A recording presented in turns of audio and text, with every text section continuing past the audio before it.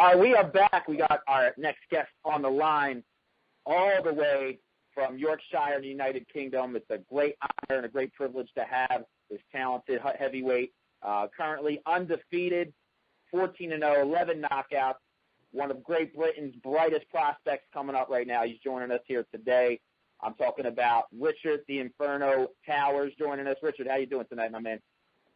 How you doing, Frank? Thank you very much. You're too kind.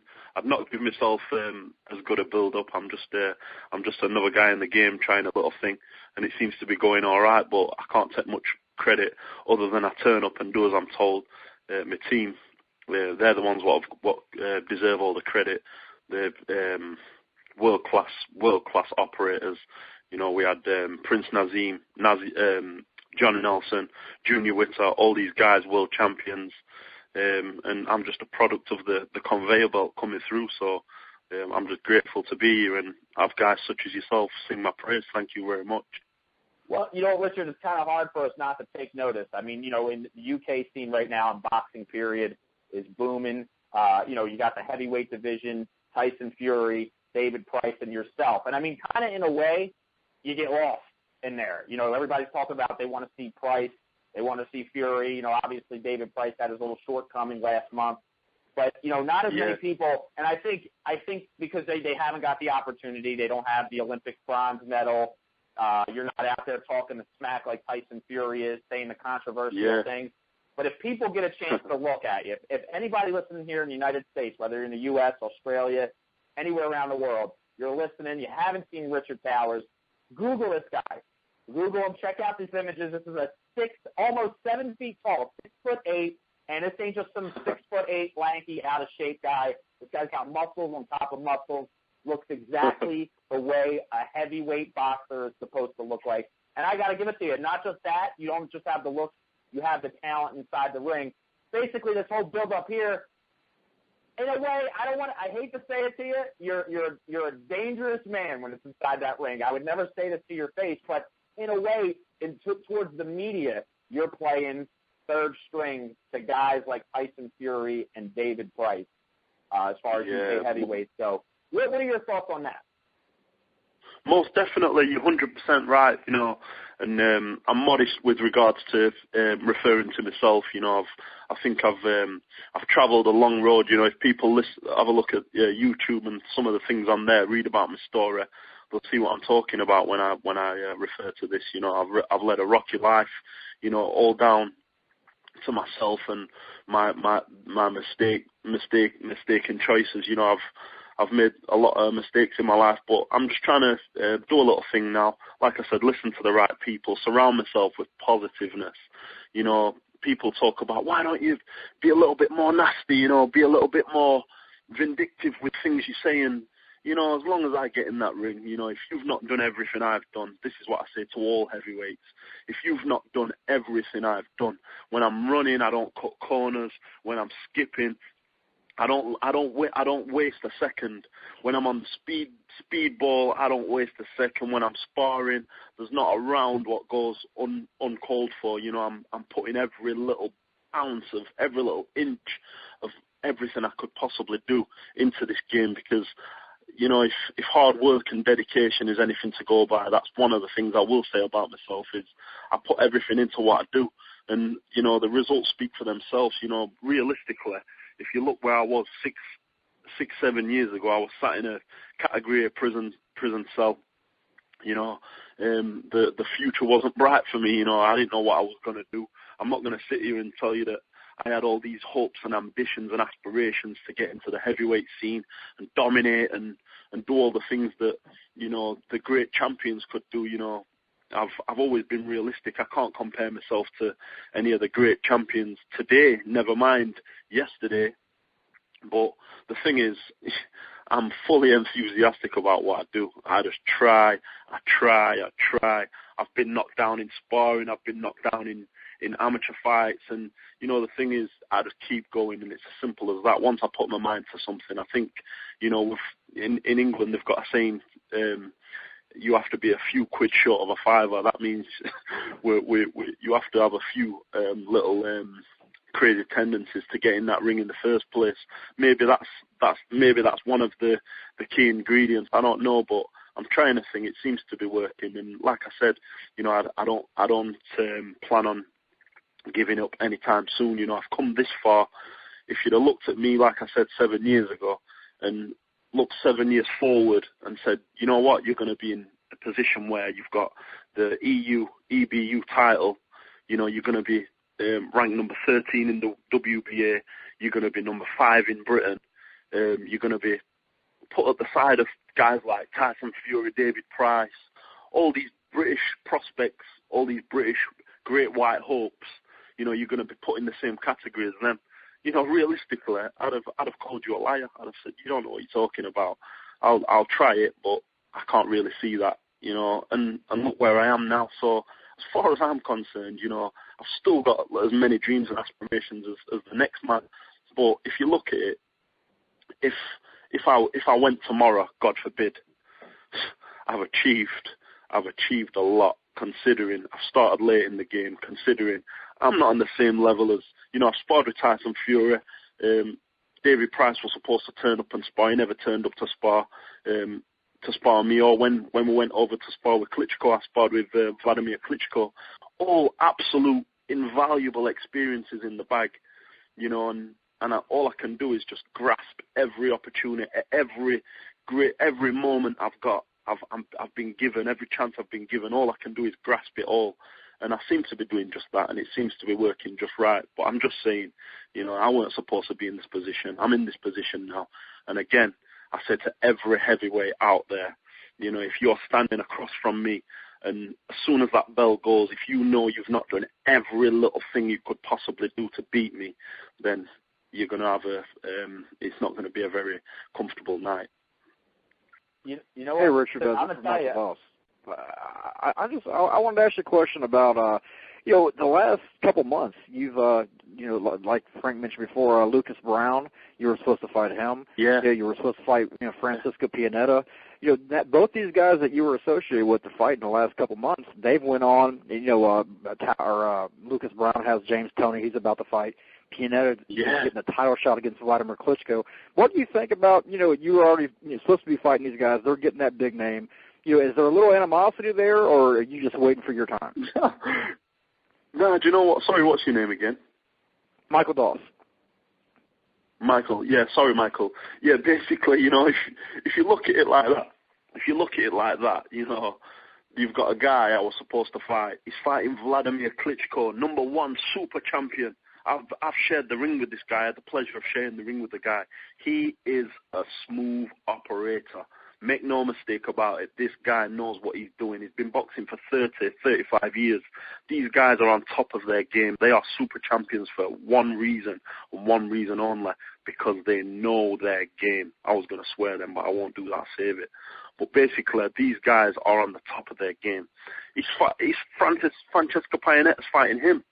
So you just think, these guys, even to be spoken in the same context of, I feel totally privileged. But at the same time, just as I'm sure Wladimir will do, I don't like to predict, I don't like to underestimate or overestimate anybody. If he faces me, he's going to have a fight on his hand, just as he's going to have a fight on his hand with Wladimir. But like I said, just to be mentioned in the same context as Wladimir Klitschko, a guy what I was supposed to be fighting is actually fighting him next.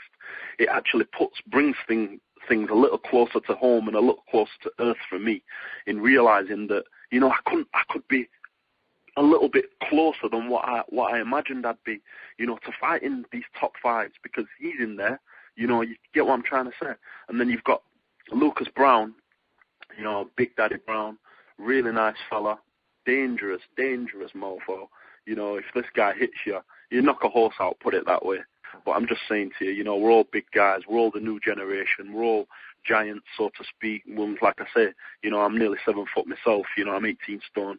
I reckon I can pack a little bit of a punch myself, if I connect just right. So none of us can afford to take shots. None of us can afford to get complacent. But, Lucas Brown fighting James Toney. James Toney's a legend in his own right. I used to watch these guys, coming up when I was bare knuckle fighting. You know, I used to watch these guys and say, oh, look how he's just done this, look how he's just done that, you know, without taking any credit where credit's not due. You know, I'm being mentioned in the same context. That's the realization of the situation.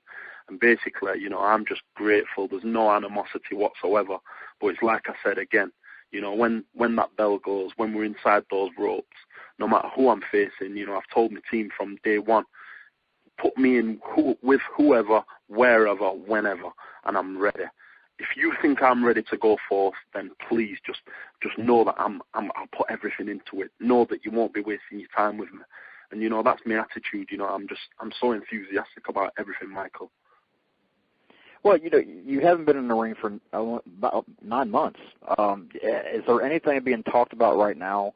If so, can you share that about your next opponent? Yeah, well. Basically, I've in the last few days, my trainer, he basically said to me, you know, this is the thing with the understanding we've got. You know, I say I'll fight whoever, wherever, whenever. Like I said, you know, my trainer said to me in the last couple of days, he said, you're fighting in May. We're in the gym constantly. You know, a few unfortunates have happened. You know, I got an ear infection when I was due to fight Lucas Brown, and again I left it down to my trainer and my management team. You know, they basically said, are you ready to fight? Do you still feel okay? You know, we was on training camp, we was on our way back home, and on the plane I was getting pains in my ears without playing the violins or anything like that. You know, there's a fine line between reason and excuse, but apparently, you know, I got a bit of an ear infection. I was prepared to fight, but my team said, no, it's not worth the risk. This guy's a dangerous guy. You've got to go in there at least 70% ready, you know, and you're fit. There's no mistaking about it. We've been on training camp. I'm constantly in the gym. I'm in the gym 7 days a week. You know, if I'm not training, exerting myself to the maximum, you know, I'm doing footwork, something that Brendan Ingalls bases his foundation upon, you know, movement and not hitting and not getting hit. You know, I'll be working on technical stuff if I'm not exerting myself fully. But it's like I said, you know, I just can't wait to get in there. You know, I met Deontay Wilder at the Wladimir Klitschko camp, and, you know, this guy's making excellent progress, 28 fights, 28 knockouts, I think. Please forgive me if I'm wrong. But, you know, all these guys, it gives me so much hope, because I think to myself, you know, they look brilliant in sparring, they look brilliant in training, but I'm not as far away as you'd think I am. You know, I'm not going to sit here and sing my own praises and say, yeah, I'm on this guy's level, that guy's level. I'm not a fool. I've been doing this 6.5 years. I'm not qualified to say that I'm this and I'm that and I'm this and that. But one thing you can guarantee is, like I said, without boring anybody, I'll always put 100% effort into my chosen trade. My last question, real quick. You talked about Deontay Wilder. They're talking right now about him possibly fighting Ali Harrison on the Khan undercard. What do you think about that kind of fight? Yeah, you think Ali has a chance. Yeah. I heard this just today, just before we sparred. A couple of lads were talking about it today, literally within an hour ago. And basically, you know, I think the thing is, what people have to understand, you know, a lot of people don't seem to give credit where credit's due with regards to heavyweight boxers. Today's heavyweight boxers, yeah, there's the argument that we're not on the same level as, you know, the heavyweight boxers when they were a lot lighter, or they were a lot they were a lot more noticed in the days of Muhammad Ali, Joe Louis, and people like this. You know, I'm not comparing myself to any of these fighters. But what I don't think is, people don't realise the heavyweight game it's one of the only sports, the very few sports, you can legally get killed at. And this is the thing people have to understand. If a man, anything over 15 stone, maybe under 15 stone, there's some big bangers at light heavyweight and junior middleweight even, you know, anything over 15 stone, if you get caught on the jaw by a 17, 18 stone, 6'8", 6'9" man, he's taking your head off and it's good night. It doesn't matter if, people talk about granite jaws and they talk about, punch resistance and this and that. We're all a human structure. We're all structured. We're all structured with bone, flesh, muscle, blood, whatever. You know the script. We're not made to take punches. If any man that size hits you, everybody's in with a chance. But if any man hits you at that size, it's good night. And let's not make no mistake about it. Deontay's not playing no games. If you catch us Audley Harrison's going out, but Deontay's no fool. Deontay's on the ball more than what I think a lot of people realise. He's a humble guy, and I think that's what makes him most dangerous, because he realises he's in there and it's his life and his children what he's fighting for. Everything's on the line with Deontay. It takes one to know one. I heard a long time ago a very wise man say. And, that's one of the things me and Deontay have got in common. We realise that the heavyweight game is no joke. Everybody's in with a chance. Everybody. Richard, dude, let me tell you something, man. This is why here in the United States, and again, we're not just a show here in the United States, even though we're based out of Las Vegas. This is why I think the whole boxing world needs to get to hear you, because, dude, your storytelling is magnificent, bro. I love it. And one point I got to get right here. You mentioned, I don't know, Rufus. Are you there? Rufus, are you still there? Yeah, I'm here. All right, here. This Rufus Stephabal is our resident BKB expert. Now, the second you mentioned, I had no idea, Richard, you were involved in bare knuckle boxing. The second I heard you mention bare knuckle boxing, I felt Rufus pop a boner through the telephone. Because I'm telling you, if anybody knows anything about the history of BKB, it's my main man, Rufus Stephabal. But I know Rufus wanted to ask you a few questions as well. Rufus, you're on here with the Inferno, Richard Towers. Well, it was a pleasure to talk to you, sir. Before I get into the BKB thing, I got to say, 6'8", what the hell are they feeding you over there? I think, as a disciplinary punishment when I was younger, my mum used to say, go and sleep in the greenhouse. I don't know if you probably have greenhouses in America, it might be called something different, but it's where we grow tomatoes and cucumbers and things like that. She'd send me in the greenhouse, so I'd spend the night in there. Perhaps that's played some part in it, but then again, it could have just been good Jamaican food, so my family say. But, I noticed you in 2009, you fought 6 times, 2010, 2 times, then it was 4 times, then 2 times. Why the inconsistency in fights? Yeah, it's, I think, I try not to think as, with regards to the politics side of boxing, I think, boxing, what a lot of people also don't realise again, is that boxing, you have to be manoeuvred in certain ways, certain fights elevate you in certain ways, and I think it's just happened. I have actually had a few of my opponents pull out on the odd occasion. Brent, every time I get asked, "Are you ready to fight?" I say I'll fight every week if I can. If you think I'm ready, I'll fight every week.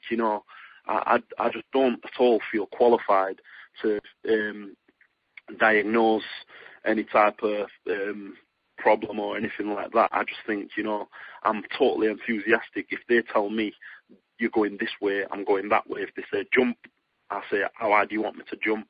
I don't question. I just get in there and do my thing. And, it's like I say, I'm surrounded by good people, and obviously the right moves have been made because I'm in a really good position at the moment.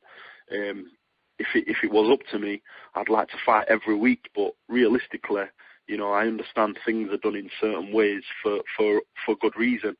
And I trust my team, they're mapping me out in the best way forward, because if I make money, they make money. So, not to mention them being the brilliant people they are, it's a business, and, the best way forward is the only way, I suppose. So, I hope I've answered your question. But to be honest with you, yeah, of course you did, sir. But you alluded that you fought bare knuckle boxing when you were younger. Can you explain how all that came about, and how many fights did you have in that? Yeah, I first had a fight when I was 17 years old. I got locked up, which I'm not very proud to confess. I got locked up when I was 17 years old for 2 attempt murders. It was I got involved with a fight. Some guys pulled some knives out on me, and they ended up a bit worse off. By no means am I any Steven Seagal or Jet Li or anything like that, but in the panic of things, these guys sustained a few injuries. I got put on remand, which is basically the lead up to being sentenced. I got put on, it's like a lay down for when you're waiting for your trial and things like that. And then when I came to trial for the 2 attempt murders, basically I got not guilty on the basis of self-defense, and I basically I got involved with a bare knuckle fight. The first one was with a travelling fellow, which is a gypsy fellow.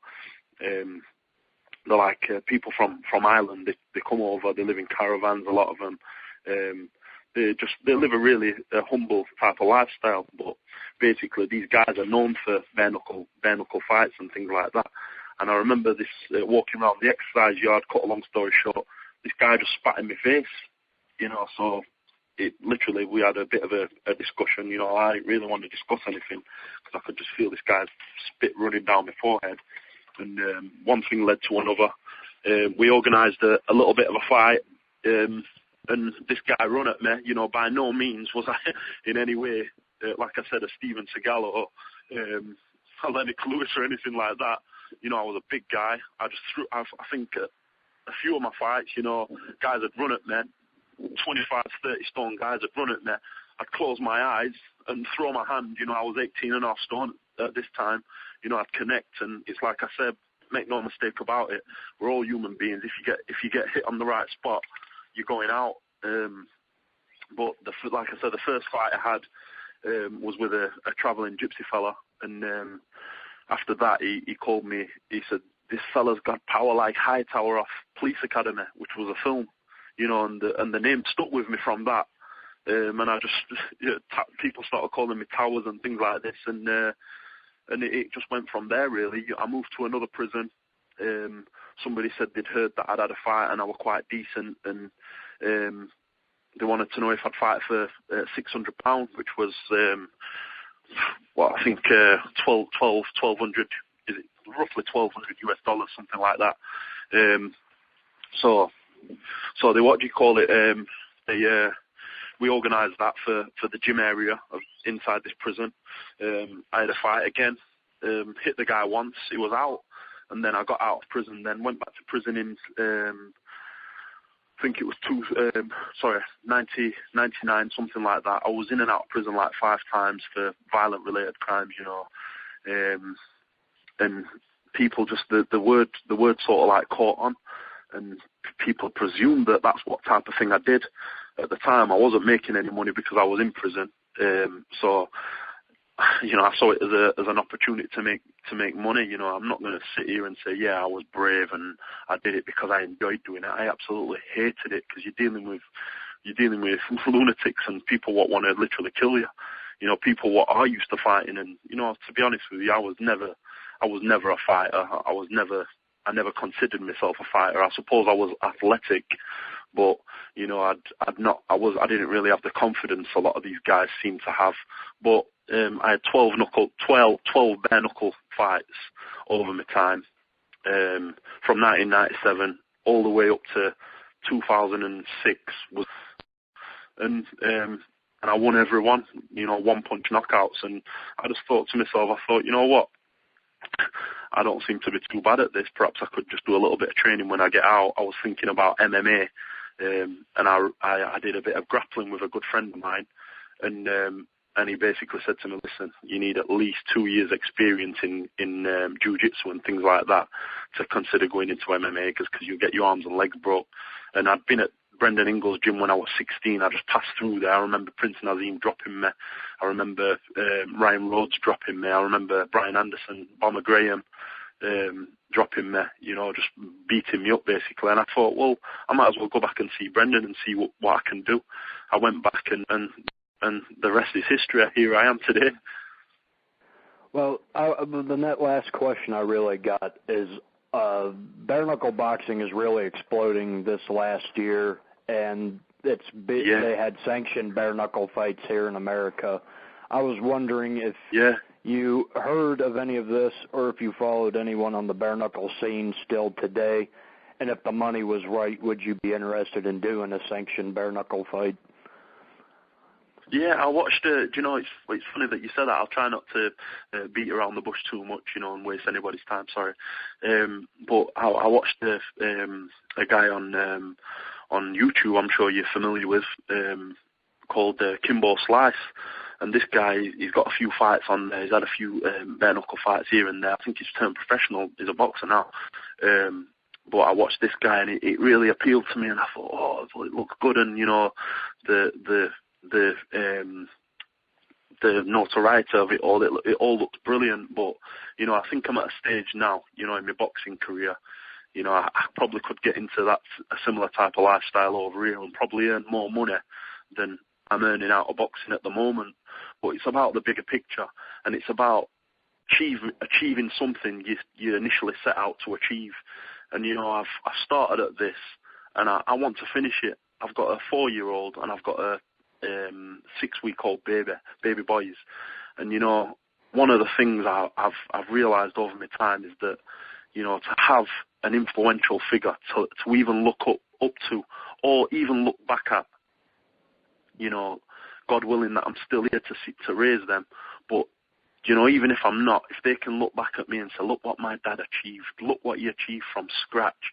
He got from there, from nothing to here, you know, and it's a sad thing because, you know, all fighters should be given credit, you know, including bare knuckle boxers, including, you know, any type of fighter, they should be given credit because it takes absolute getting nuts to get in there, in whatever ring or whatever circle you're fighting in, and face a man what's probably trained as hard as you, what's probably more, if not just as capable as you, you know, and face them and the best man win. It takes nuts, and you know, and I really respect it now, and I think everybody should be respected. So in no way am I diminishing any type of you know, thing towards bare knuckle boxers, but I've started boxing. I'm not doing too bad, so I'm going to stick with this, you know, and I'm going to see where it takes me. All right, thank you, sir, and Jesus bless you. Thank you very much. Same to you, brother. Thank you. Richard, I got to ask you this. You know, what's your current promotional status right now? I know you are with Ricky Hatton, saying that you're going to be the next heavyweight champion and all stuff. I mean, you have a great endorsement. Are you still with Hatton Promotions?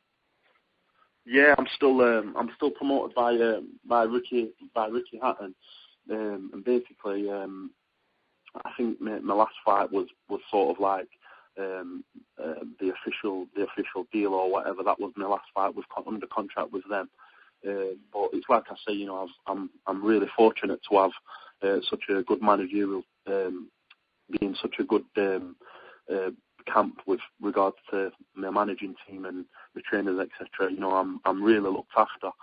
So with regards to being promoted and things like that, I'm not sure what direction we're going in, but it'll probably be the route of Ricky Hatton, because you know, they've done right by us and everything's gone smooth up to now. And it's like I said, don't try and fix something that's not broke. So, but regardless, if they said to me, well, you're going to be promoted by this guy or that guy or this guy, it's as long as I'm benefiting out of it, as long as I'm making progress in my career, then I'm not bothered.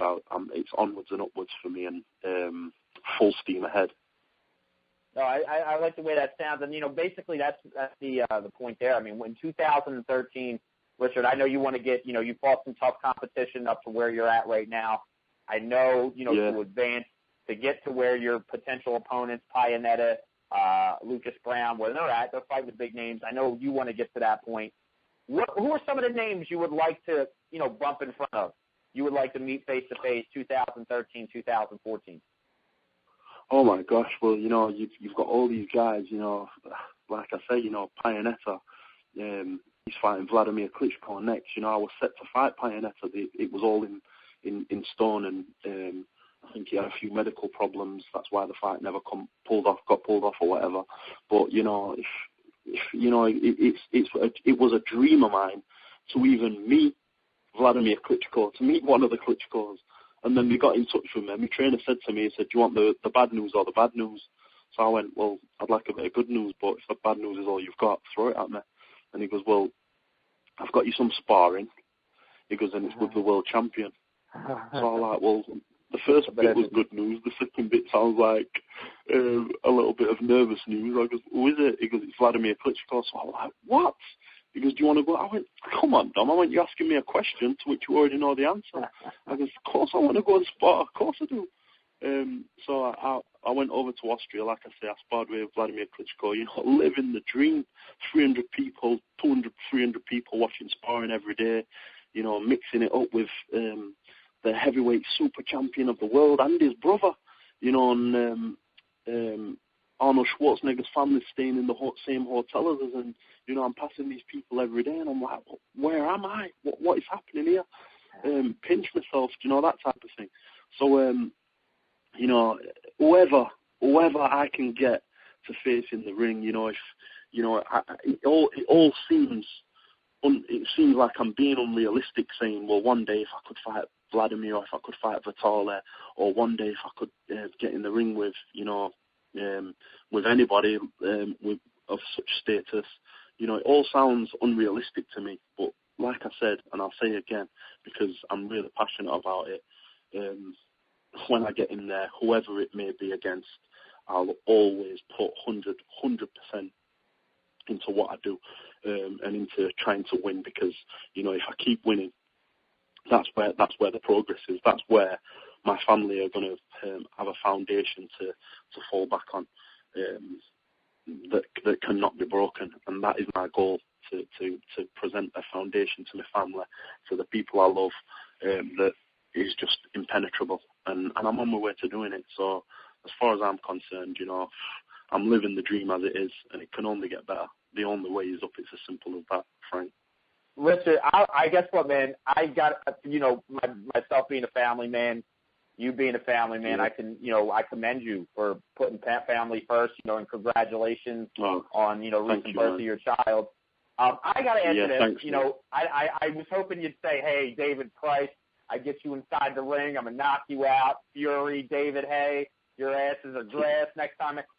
I have to ask this. Of course, you're respectful. You're paying your dues on your way to the top. But has any fighter in boxing that you could tell us had the nerve, knowing your past? Because I'll tell you like this: you live and you learn. But at the end of the day, Richard, I'm the type of guy who grew up in the streets of Philadelphia. You know what I'm saying? I did some wrong things. I learned. So I know I'm you. I did not as extreme as you, but does anybody, knowing your size, what you've been, what you've done in the past, has anybody had the balls to call you out and say, Richard Towers, he ain't nothing, bring him on? Has anybody had the balls to do that? I got to know.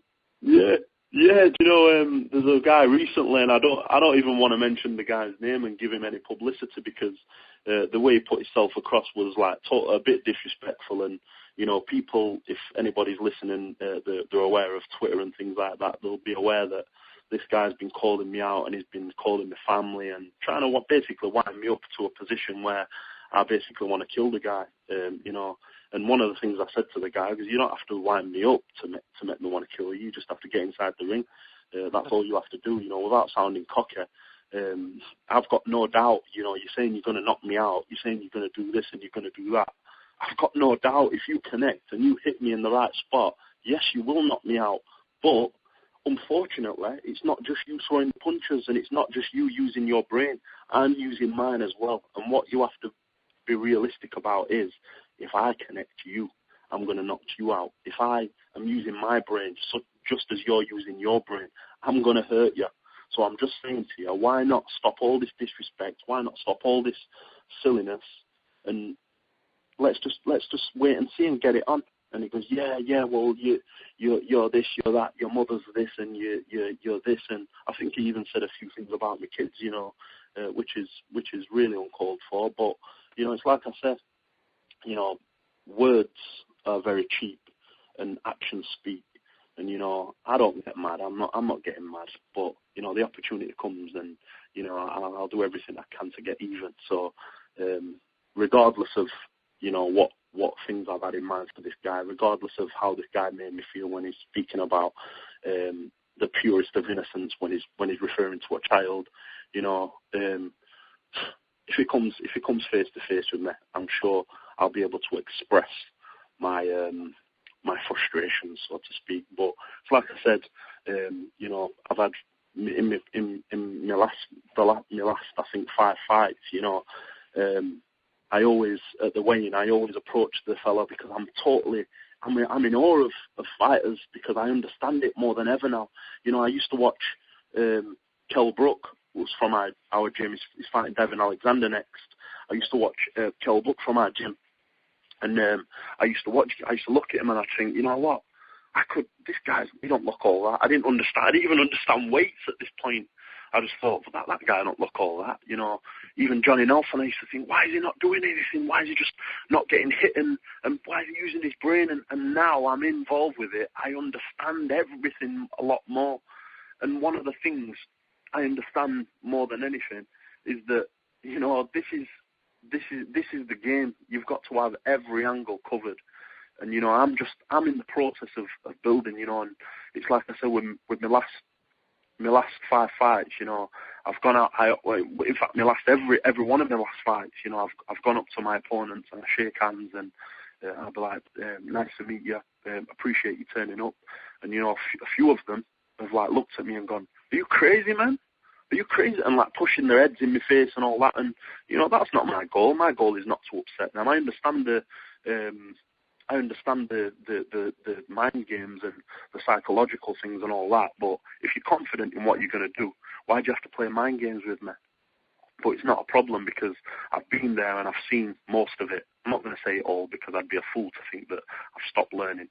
Everybody's still learning, but I'm just saying to you, I've been there and I've seen it all. Guys saying they're going to shoot me, guys saying they're going to kidnap me, guys saying they're going to kill my mother, kill all my family. I've seen it all before, and it's all cheap. If somebody's going to do something, the ones that you should be most aware of are the ones what go, no problem, see you soon. They're the ones what I'm aware of. They're the ones what I'm wary of. The ones what are silently confident in what they can do.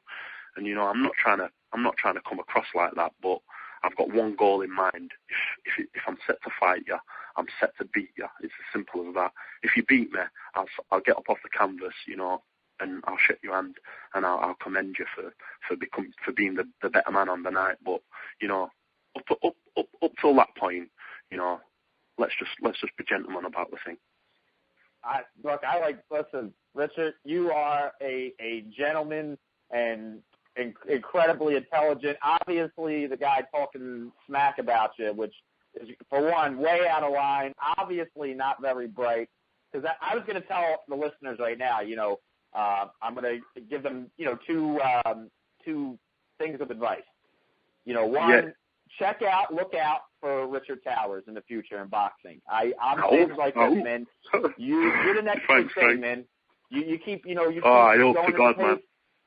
Same here, dude. Like I said in the beginning of the show, I said you have the look and you have the skill inside that ring. I see. I mean, a work in progress. Obviously, you got into the game late.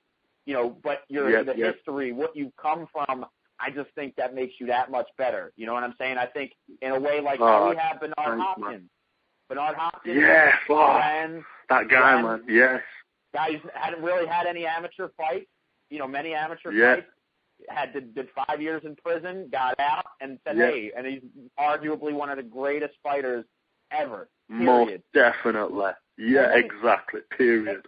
And he just shows, and like I said, the thing is Richard, obviously you do your research on the fighters and stuff, and I didn't know your background.